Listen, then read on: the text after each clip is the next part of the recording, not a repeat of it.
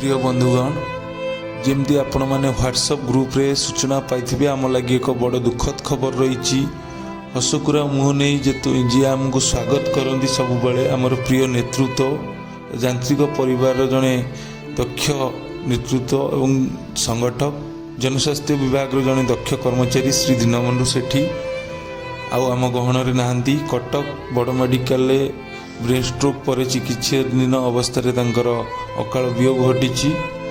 अनुपस्थिति संगठन एवं तथा ओडिशा राज्य सरकारी कर्मचारी समन्वय समिति एक अपूरणीय क्षति घटाई